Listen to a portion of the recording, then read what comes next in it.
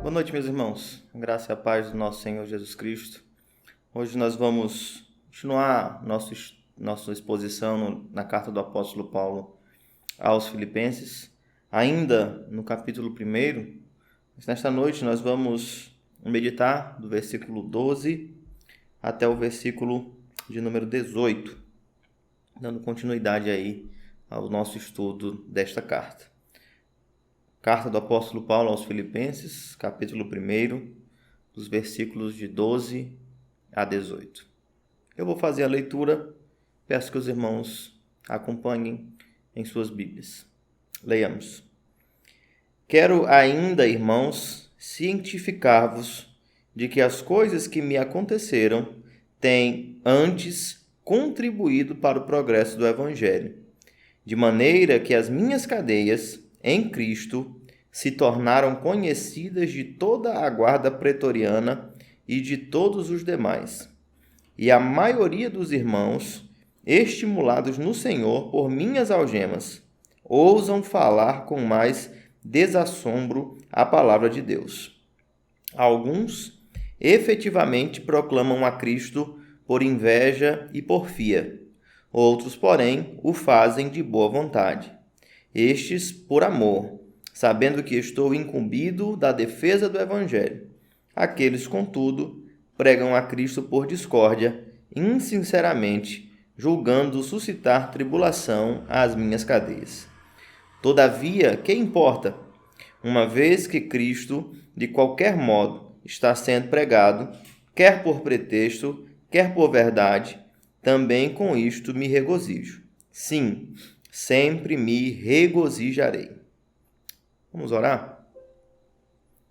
Querido Deus e Pai, te louvamos, ó Deus, por mais este dia, Pai, te louvamos porque o Senhor, ó Pai, permite-nos mais uma vez, estando reunidos, ó Pai, em torno da Tua palavra, aprendermos de Ti, aprendermos do que o Senhor fez em nosso favor, do que o Senhor fez em favor da Tua igreja, em favor do Teu povo, e também do que nós precisamos fazer em favor do Teu reino, vivendo assim de maneira digna do Evangelho que nos foi pregado, do Evangelho que nos redimiu em Cristo Jesus e que nos fez então novas criaturas e nos faz filhos de Deus.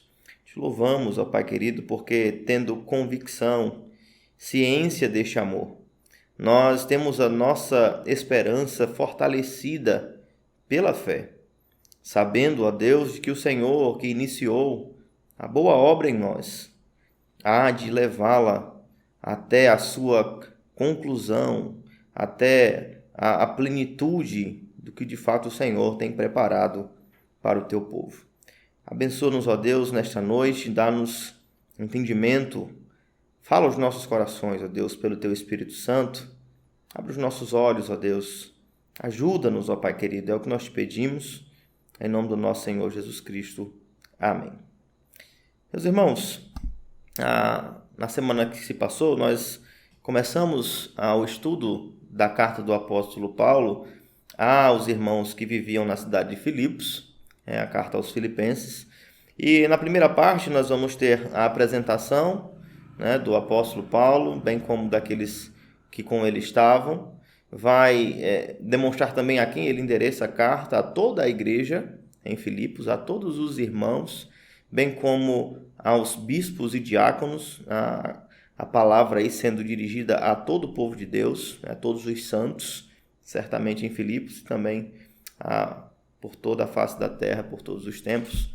A palavra ela é dirigida à igreja, E ele louva a Deus pela vida destes irmãos. Nós vemos aqui o amor sincero do apóstolo Paulo pelos seus irmãos em Cristo. Nós vemos a providência de Deus, a soberania de Deus em também prover estes irmãos que, após a plantação da igreja, tornaram-se auxiliadores do apóstolo Paulo no seu ministério, contribuindo sempre com ele nas suas viagens missionárias enquanto ele esteve preso. Esta igreja sempre foi ali um suporte ao apóstolo Paulo e por isso ele carrega estes irmãos no seu coração, também ora por eles para que o Senhor esteja os conduzindo em graça e que eles amadureçam na fé e glorifiquem a Cristo por meio das suas vidas. Agora, o apóstolo Paulo, a partir do versículo 12, ele vai tratar com os irmãos da igreja em Filipos de algo que é meio que um esclarecimento, né? Mas é algo muito interessante a forma com que ele coloca no aspecto de contradição a respeito de um determinado assunto. Ou seja, algo que deveria produzir efeitos negativos, e na grande maioria das vezes produz efeitos negativos, o apóstolo Paulo vai demonstrar que, pela misericórdia de Deus, pela sua graça, pela sua soberania, o Senhor usa de algo que efetivamente causaria o mal para fazer o bem, né? E, mais uma vez, manifesta aí a soberania de Deus, conduzindo tanto a pregação do Evangelho como a própria vida do apóstolo Paulo, os meios que o Senhor Deus ordena para que o seu reino cresça, tudo sendo perfeita e sabiamente organizados pelo Senhor para a sua própria glória. Veja, o que o apóstolo Paulo inicia no versículo 12 afirmando: quero cientificar-vos, ou quero trazer ciência, quero trazer conhecimento que as coisas que me aconteceram, e certamente os irmãos sabiam que o apóstolo Paulo estava escrevendo esta carta em prisão. Ele estava em Roma quando escreveu esta carta, bem como a carta aos Efésios, a carta a Filemon, e os irmãos tinham consciência do que estava acontecendo com o apóstolo Paulo, que ele estava preso. E o que Paulo quer trazer ao conhecimento agora? Ele quer trazer ao conhecimento que estas coisas que estavam acontecendo com ele eram de público conhecimento, ao invés de impedir o avanço do evangelho, ele estava causando um efeito contrário a este que era esperado. O evangelho estava chegando a lugares que, de outra forma, não chegaria, né? Não teria possibilidade de chegar. Há quem afirme, entre os comentaristas, de que quando Paulo ele chega a Roma como prisioneiro, né, a ideia é ele vem algemado, mas a mensagem do evangelho adentra também as portas de Roma e não como um prisioneiro. O evangelho está livre. Paulo, o mensageiro, está aprisionado, mas a mensagem está livre. E aí o Senhor Deus usa aquilo que é aparentemente mal para o bem e para a sua própria glória. Perceba como o apóstolo Paulo vai descrever isto. Ele vai dizer que estas coisas que têm acontecido antes, ao invés de estar produzindo mal, ela está contribuindo ou tem contribuído para o progresso do evangelho. É maravilhosa a forma com que o apóstolo Paulo afirma isso, porque, veja, o próprio uso da palavra que é escolhida pelo apóstolo Paulo aqui, progresso, ela vai trazer uma imagem interessante para as nossas mentes. Veja bem, o uso desta palavra frequentemente está associado com o desbravar, né? Este progresso ele está geralmente associado com um avanço prévio, ou como, trazendo a linguagem do campo semântico militar, né? Que é onde essa expressão era mais comumente usada, seria como se fosse aquela tropa de engenharia que ia adiante, preparando o caminho para que o grande exército passasse. Essa seria uma imagem mais clara do significado desta palavra. Seriam os desbravadores, que tornariam acessível o caminho para aqueles que vinham atrás deles. Certamente, esta parte da missão, esta parte da obra, ela é mais árdua, e certamente causa efeitos colaterais, danosos, por causa da própria natureza desta missão. Mas Paulo ele está colocando aqui que ele tem sido usado por providência divina como alguém que está pavimentando o caminho para aqueles demais que viriam também trazendo a mensagem do evangelho. Ele tem adentrado em um ambiente que não era comum, na verdade era praticamente vetada a entrada da mensagem evangélica. Como os irmãos sabem, a própria estrutura do Estado romano ela é uma estrutura idolátrica que gira em torno do seu império, do seu imperador, e este é uma divindade. Então a mensagem do evangelho era recebida como uma oposição ao culto do Estado. E agora o que acontece? Paulo preso, ele outrora esteve preso em uma prisão domiciliar, mas agora, estando preso de fato em uma prisão dedicada, né, ele está aprisionado e é supervisionado pela guarda pretoriana. Né? Talvez alguns dos irmãos já tenham ouvido a respeito desta guarda. Sempre que se fala nesse texto, traz-se essa explicação e eu vou refazê-la. Né? A guarda pretoriana era a guarda do pretório, pode ser falado tanto a respeito da designação de local onde esta guarda estava, mas também há um outro sentido que é o que nós chamamos de a guarda de elite, né, do Império Romano. Ela foi estabelecida por Augusto e tinha cerca de 10 mil homens no primeiro momento e foi fortalecida e aumentada, expandida, né, para 16 mil homens. E estes homens eram da mais elevada estirpe dentro do Império Romano. Né? Era a guarda de elite, homens que eram guardas especiais para o imperador. E o que acontece com a situação de Paulo? Ele é aprisionado e ele é acorrentado, ladeado por um destes guardas da guarda pretoriana. Né? Em turnos de, geralmente, 6 em 6 horas. Imagine só, ele tem a oportunidade de pregar para pelo menos 4 pessoas distintas por dia. E ele passa um período que se aproxima aos 2 anos. Então, Paulo, na mais adversa circunstância, estando aprisionado, ele percebe a bondade do Senhor em colocá-lo naquela circunstância, inserindo-o ali, ele passa a pregar o evangelho a estes que compõem a elite da guarda pretoriana e ocupam um lugar de proeminência dentro da sociedade romana.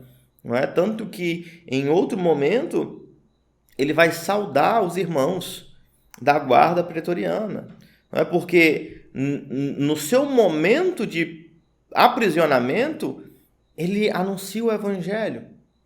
E muitas pessoas são libertas pela mensagem do evangelho. Não apenas os da guarda, mas nas frequentes audições onde ele se fez presente, as pessoas ali da cúpula do poderio romano o ouviam, e sempre em que ele era ouvido, ele defendia fervorosamente a sua fé. Ele pregava o evangelho. Meus irmãos, que situação engraçada, né, e maravilhosa ao mesmo tempo. Geralmente, quando nós lemos esse tipo de descrição, de situação, para a nossa compreensão é um tanto difícil de assimilar, porque nós temos a noção do todo. Nós sabemos o que estava acontecendo e lemos até o final do texto o que aconteceu, então nós temos a noção do todo. Mas imagine se você não conhecesse o todo. Coloque-se na situação do apóstolo Paulo. Você foi preso, né, e agora o missionário, plantador de igrejas, ele não tem mais liberdade de ir e vir. E você pode parar para pensar, ora, o apóstolo dos gentios está aprisionado. A igreja deveria, então, arrefecer, enfraquecer. E não. Na verdade, neste momento de maior perseguição, é o momento em que a igreja cresce com maior ímpeto. Né? E o Paulo vai descrever isso como sendo um dos efeitos deste aprisionamento. Né? Mas aí eu quero trazer desde já uma implicação prática aos irmãos, certamente vou abordá-la mais adiante, mas que os irmãos precisam estar atentos. Não é? Perceba que, desde o início, a plantação da igreja em Filipos, né, o Senhor demonstra a sua soberania, apresentando visões, o apóstolo Paulo enviando ele com seus companheiros para plantar esta igreja, para pregar o evangelho na Macedônia, bem como trazendo os efeitos da pregação do evangelho, os conversos, né, que se entregando ali ao Senhor e agora são parte desta congregação. E agora, né, em outro momento, Paulo não está em Filipos, mas estando preso, eu acredito que Paulo já tenha sido amadurecido em sua fé a tal ponto de confiar plenamente na soberania de Deus, que mesmo sob circunstâncias adversas, ele não se desespera, né? Ele não entra em conflito na sua fé, não é abalada na situação adversa. Por que isso é importante, meus irmãos? Isso é uma demonstração clara de maturidade. Você quer saber se um cristão é maduro? Duas coisas que ele precisa ter. Primeiro, provação, e a outra é louvor, né? A forma com que o crente reage a estas duas circunstâncias vai denunciar sua maturidade. Se em meio à tribulação ele desespera-se da sua fé, ele fica irado contra o seu Deus, ele é resmungão, impaciente, ansioso, certamente demonstra sua falta de maturidade na fé.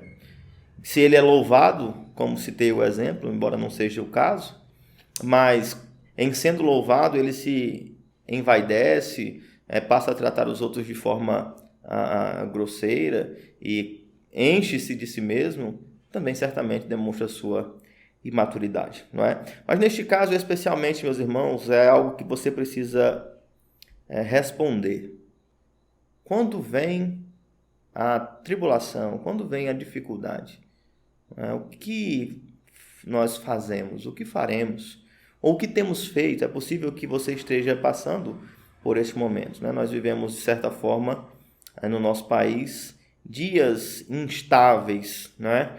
Onde há pouca previsibilidade de futuro ou expectativa de retomada em alguns aspectos, né? Embora nós tenhamos pensado que em algum momento já houve previsibilidade, né? Eu preciso chamar a atenção dos irmãos. Nós não controlamos as nossas vidas, nós não sabemos do dia de amanhã, nós não sabemos do instante seguinte, né? Então, temos aquela impressão de que os nossos planos eles estão seguindo conforme o nosso controle, quando na verdade nós deveríamos confiar mais em Deus. A confiança em Deus e na sua soberania é, sim, o antídoto contra o desespero. Mas está tudo dando errado, eu sou preso, sou acorrentado, não escaparei. Ora, se estou preso, o Senhor me quis preso. Se estou acorrentado, é porque o Senhor assim o permitiu. Então, o que farei? Glorificarei a Deus no meio da provação. E o Deus que pode todas as coisas converte aqui o que é perceptivelmente mal em algo muito bom. Em que sentido muito bom? Os efeitos desta maturidade, os efeitos da fé e do testemunho da fé do apóstolo Paulo, eles são percebidos tanto num aspecto próximo, que é o evangelho sendo pregado àqueles que estão ladeando o apóstolo Paulo, como distante, né? Em outros lugares, o testemunho da fé do apóstolo Paulo tem motivado os irmãos, não é? a perseverarem, a pregarem o evangelho com maior ímpeto. Não é? O testemunho dele vai fazer com que os irmãos se animem na fé. Veja, o que o apóstolo Paulo vai dizer a partir do versículo 13. De maneira que as minhas cadeias em Cristo se tornaram conhecidas de toda a guarda pretoriana, ou seja, o evangelho tornou-se conhecido, o ministério do apóstolo Paulo ele continua frutífero nos dias de cárcere, mas no versículo 14 ele vai dizer: e a maioria dos irmãos estimulados no Senhor por minhas algemas. Veja, o Senhor trazendo ânimo ao seu povo por meio de um instrumento de aprisionamento e de perseguição.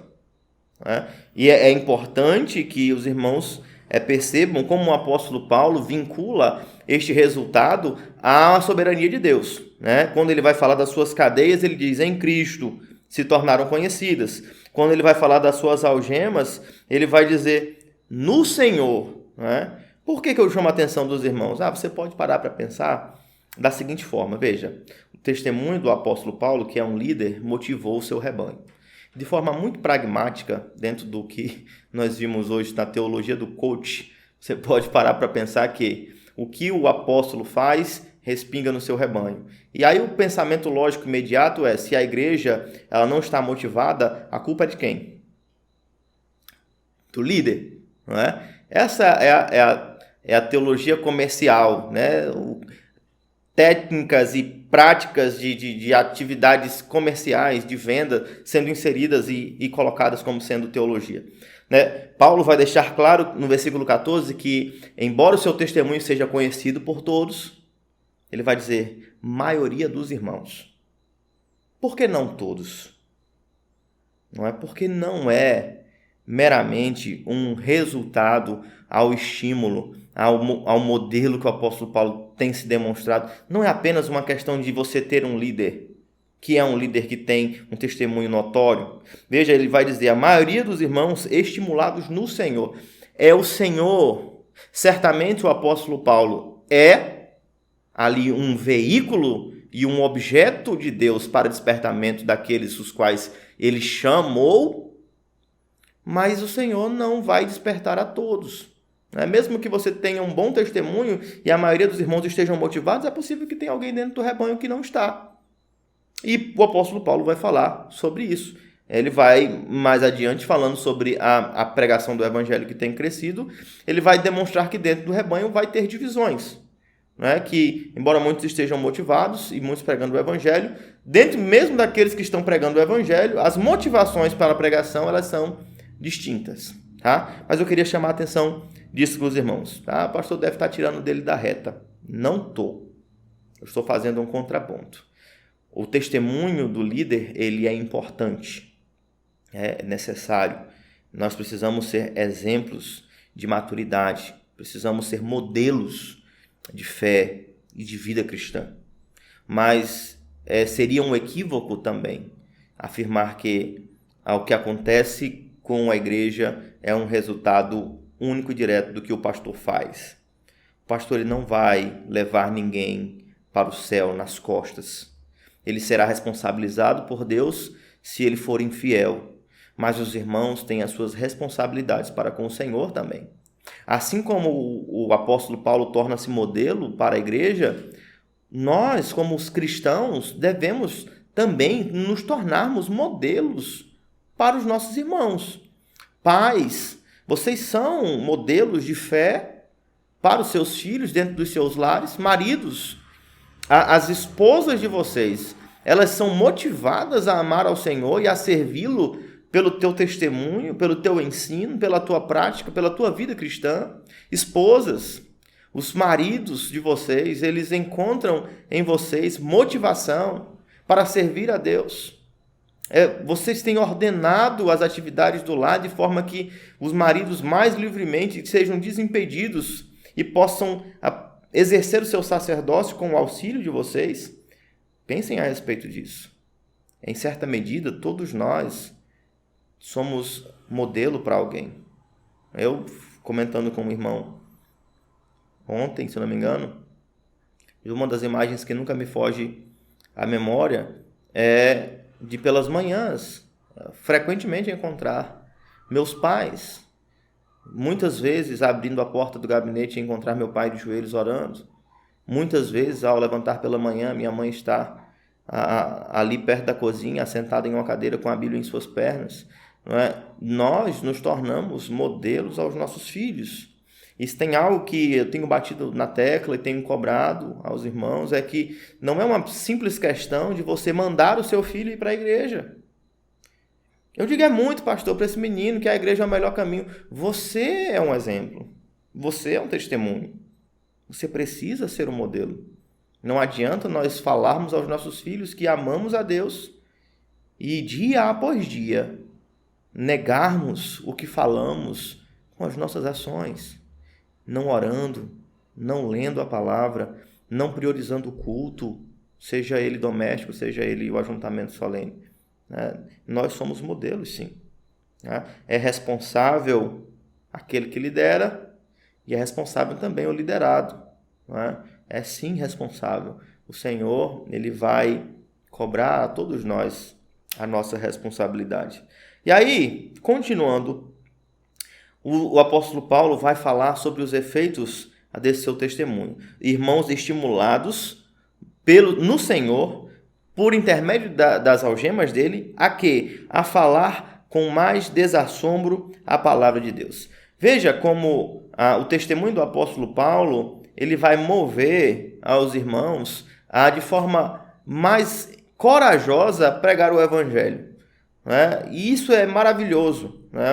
A forma com que o Senhor converte o mal em bem, converte o cárcere em uma pregação ousada do evangelho, né? E como isso tem beneficiado a igreja em meio à perseguição no Império Romano. Tá?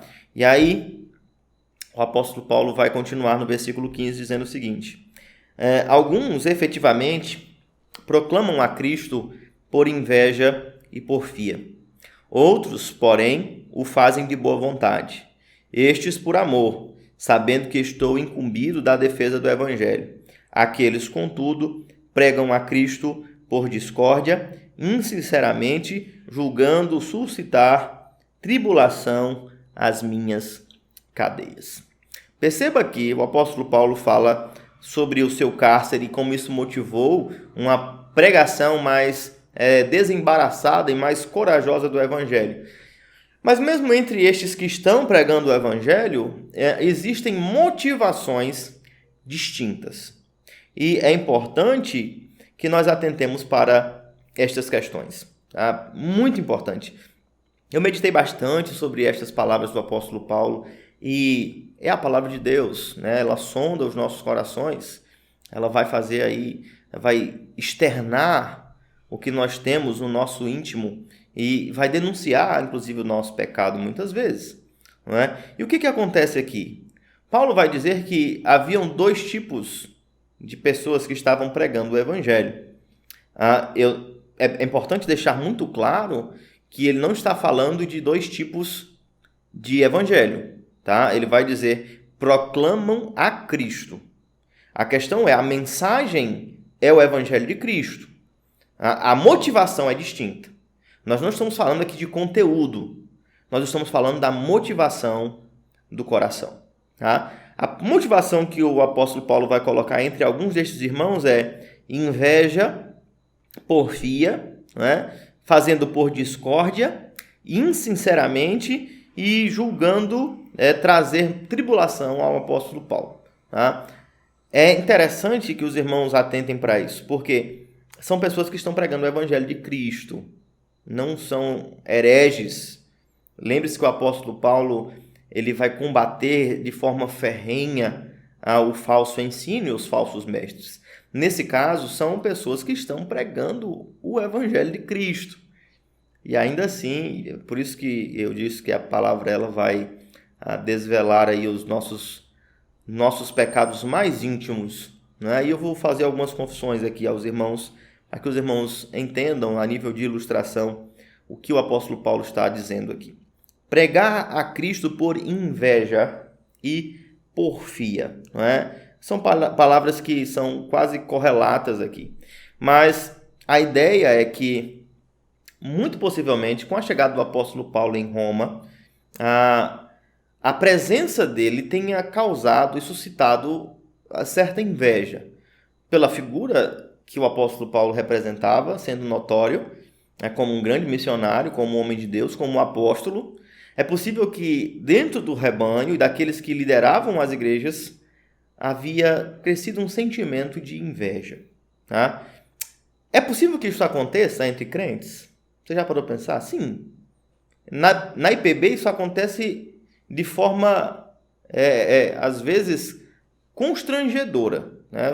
Vou usar uma expressão aqui que cabe muito bem ao que acontece com certa frequência. É o que nós chamamos de tietagem gospel. São pessoas que se tornaram popstars no meio evangélico. E aqui eu vou ser muito cauteloso. Tá? Não estou afirmando que necessariamente isso seja um problema destas pessoas em si, né? Como se eles fossem responsáveis pelo o efeito que a sua popularidade tem causado, mas certamente evidencia um pecado coletivo do corpo, da igreja, não é? Tem dois nomes que são... Se eu falei dois nomes, você já até pensou na sua mente quem são. Pregadores que são de grande renome na nossa denominação. Um começa com A e o outro começa com H. Você sabe, todos conhecem, não é? E são homens que eu posso falar aqui, têm abençoado a igreja de Deus e são homens extremamente humildes, não é? Que não são cheios de si, mas certamente há no meio evangélico um sentimento que é disseminado, e eu não digo isso por causa deles mesmos, mas de inveja, né? Eu falo isso porque enquanto seminarista eu percebia entre os colegas, né, o desejo de se tornar um pregador renomado, né, conhecido, requisitado. E pastores, não neguem, né? Não fujam. Nós temos o desejo de sermos, em certa medida, reconhecidos, louvados, né? De sermos os melhores naquilo em que fazemos. E onde reside o grande problema? É em fazer estas coisas buscando a glória dos homens, né? Como eu já mencionei, não estou falando que esta seja a prática destes servos de Deus, que têm abençoado a igreja por meio da pregação fiel da palavra. Mas é possível que em reação a isso, ou a inveja disso, e eu vejo, em certa medida, pessoas que replicam o comportamento, tem pessoas que são cópias quase que descaradas do que os outros que já são renomados fazem, né? O uso de cartazes e de vídeos e de uma série de coisas, de estratégias, de métodos, né? Buscando alcançar este mesmo sucesso ou este mesmo reconhecimento. Em grande medida, nós somos responsáveis por isso, né? Já vi circunstâncias de tietagem que os pastores ficaram constrangidos, filas e filas para tirarem fotos, e isso você vai reconhecer que nós fazemos, né? Pessoas que viajam 100, 200, 300 quilômetros para ouvir um destes grandes nomes pregar, mas dominicalmente tem rejeitado levantar cedo para ouvir seu pastorzinho pregando na sua igreja local. Idolatria é a forma com que nós lidamos com estas questões e muitas vezes resultam nesta prática pecaminosa. Eu falo isso, vi isso acontecer muitas vezes, né? Quando o pastor X ele viaja de férias e pastor Y fica, a congregação diminui pela metade, drasticamente. É como se as pessoas fossem ovelhas do pastor e não de Cristo.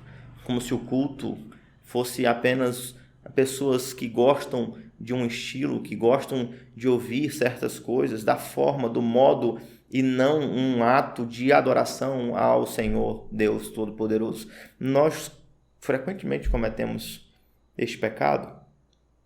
Veja, meus irmãos, esse tipo de inveja e de porfia tem feito com que muitos ministros eles subam em seus púlpitos buscando a satisfação dos seus ouvintes.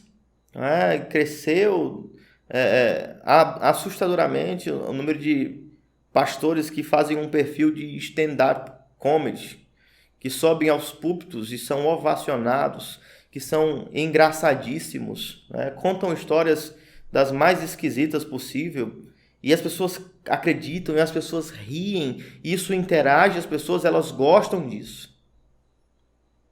Terrivelmente o evangelho não é pregado, Cristo não é pregado.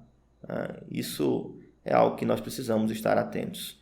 E eu digo mais aos irmãos, tem algo que me causa certa preocupação. Pense, por exemplo, eu pensei nessa circunstância. Já pensou se em algum evento destes eu fosse convidado para dividir o púlpito, né, com um destes grandes nomes da nossa igreja, o pastor Augusto, com o pastor Hernandes? o risco de pecado que meu coração cometeria, né? Em estar preocupado. Não tente fingir como se isso não fosse parte da nossa natureza caída. Isso acontece. A nossa preocupação com o que as pessoas vão achar, com as comparações, não é? Eu falo isso porque isso acontecia com frequência no seminário, quando era dia de sermão de prova e entrava um professor que era reconhecidamente um grande pregador. Os alunos geralmente dobravam o seu nervosismo, não é? Meus irmãos, é importante que nós entendamos isto. Se toda vez que nós subirmos em um púlpito para pregar a palavra de Deus, nós não estivermos atemorizados pela grande responsabilidade de pregar a palavra de Deus, independente de quem quer que seja que esteja nos ouvindo, seja o presidente, seja o maior teólogo do mundo, a própria responsabilidade de pregar esta palavra, este evangelho, deveria infundir em nossos corações o mais profundo senso de temor, de zelo e de responsabilidade. Mas o pecado que habita em nós nos faz vaidosos, invejosos e nos faz desejosos pelo aplauso e a aprovação dos homens, o reconhecimento dos homens. Precisamos fugir disso. O meu professor de pregação, ele sempre dizia isso. Fuja da atenção, né? Esconda-se atrás das Escrituras, que as pessoas consigam ver o texto, consigam ver a mensagem, mas que você desapareça, que você encolha. Né? Ele tinha ainda tem, o pastor Sivaldo, ele ficava zangado quando alguém saía de trás do púlpito e começava a caminhar, porque você está chamando a atenção para si, se esconda. Fique atrás do púlpito, se esconda atrás da palavra, pregue, seja o menos chamativo possível para si mesmo. E eu vejo isso como sabedoria. Não é?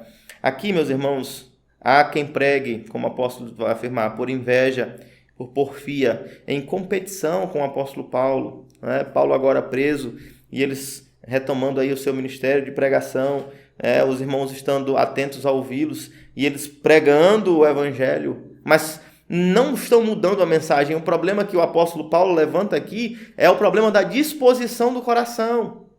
Eles estão pregando a Cristo, mas em seus corações eles estão fazendo isso por inveja, não é? O que não vai invalidar a mensagem pregada. Veja que o apóstolo Paulo vai dizer no versículo 18: o que importa?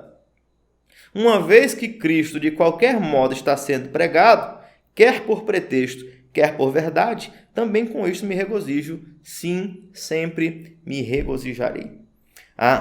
O aprisionamento, o sofrimento move a maioria dos irmãos a pregar o evangelho, de forma mais intrépida a anunciar o evangelho de Cristo. Entre estes irmãos há quem faça por inveja, por discórdia, por facções, por divisões, não é? Dentro do rebanho, mas eles estão pregando a mensagem do evangelho. E o que o apóstolo Paulo vai apresentar aqui na sua forma de lidar com esta situação? Perceba que, à medida que ele se torna proeminente, é natural que hajam aqueles que se tornam opositores, mesmo que dentro do mesmo grupo.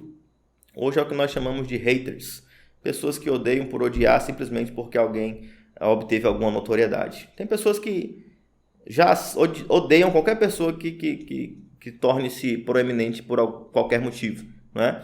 Mas o apóstolo Paulo, ele não se preocupa com esta situação que diz respeito à pessoa dele. Estas pessoas que estão com inveja dele, que estão por causa da discórdia, e mesmo que de forma insincera, pregando o evangelho por causa do apóstolo Paulo, ele não vai preocupar-se com esta situação. Para ele, o importante é que o reino esteja crescendo, é que o evangelho esteja sendo pregado. Certamente ele não está aqui absorvendo estas pessoas que pregam o evangelho de Cristo de forma insincera da justa condenação de Deus. Certamente é o Senhor quem o fará. Mas para ele, a sua situação, o fato das pessoas estarem o combatendo, mesmo fazendo aquele que nós chamamos de fogo amigo, né? Os próprios irmãos lutando uns contra os outros para se tornarem proeminentes, ele está preocupado com o reino, não com o nome apóstolo Paulo, não com o seu legado, não com a sua biografia. Ele está preocupado que o reino esteja crescendo, que Cristo esteja sendo pregado. E esta deve ser a motivação de todo e qualquer servo de Deus. Seja pastor, seja ovelha. A nossa preocupação é que o reino cresça e que nós diminuamos. Se passarmos por sofrimento, qual deve ser a nossa preocupação? Mesmo em meio ao sofrimento, o reino cresça, Cristo seja glorificado, os nossos irmãos eles tenham a sua fé fortalecida e sejam motivados pelo nosso testemunho. Que a nossa confiança e a nossa fé em Deus ela sirva para impulsionar ao crescimento do Evangelho, mesmo aprisionados, mesmo atribulados, mesmo passando por dificuldades. Nós precisamos testemunhar deste Evangelho, precisamos dar um testemunho para a glória de Deus. Isso é fundamental. Paulo, ele não está preocupado aqui com a sua reputação, ele está preso, a sua obra é reconhecida pelos irmãos, ele tem a sua consciência tranquila diante de Deus. Mas antes de nós chegarmos aqui à conclusão, preciso corrigir alguma impressão de que as pessoas têm a respeito desse texto. Tá? Muitas pessoas usam esse texto de forma equivocada. O versículo 18 especialmente. O versículo diz: todavia que importa, uma vez que Cristo de qualquer modo está sendo pregado, quer por pretexto, quer por verdade, também com isto me regozijo, sim, sempre me regozijarei. Tá? Qual é o problema? A interpretação desassociada do contexto. Quando diz que Cristo de qualquer modo esteja sendo pregado, as pessoas eventualmente confundem e acreditam que há toda e qualquer liberdade para o anúncio e a pregação do Evangelho.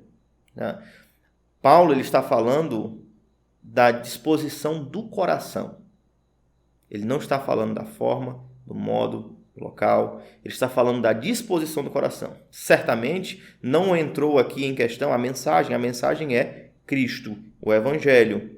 Tá? Então ele não está falando das inúmeras estratégias que as pessoas usam hoje. Você já deve ter ouvido falar em bloco de carnaval de crente. N situações em que a igreja moderna tem se colocado para pregar o Evangelho. E muitos vão dizer, mas isso não é importante. O importante é que Cristo esteja sendo pregado.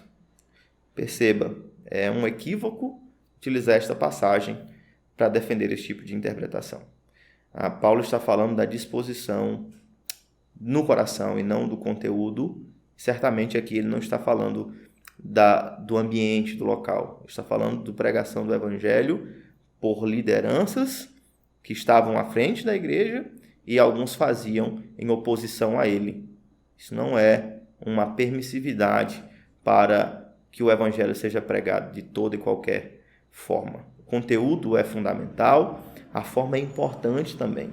Tá? A pregação da palavra ela tem sido muitas vezes colocada em segundo plano, e estratagemas são utilizados para atrair pessoas que gostam de certas coisas e chega lá, participa e no final, surpresa, era uma pregação do Evangelho, você vai ouvir o Evangelho e aí o método ele se torna mais importante do que o conteúdo. Tá? Tenhamos cuidado com isso. Não que nós não possamos, como o apóstolo Paulo, ser sensíveis às circunstâncias. Eu falo sobre a situação do Areópago, em que ele prega o Deus desconhecido àquelas pessoas, usando certamente um aspecto cultural, mas sem comprometer a integridade do testemunho evangélico, sem comprometer o nome do Senhor Jesus Cristo e trazer vergonha ao Evangelho de Cristo. Então sejamos sábios nesse sentido, sejamos prudentes.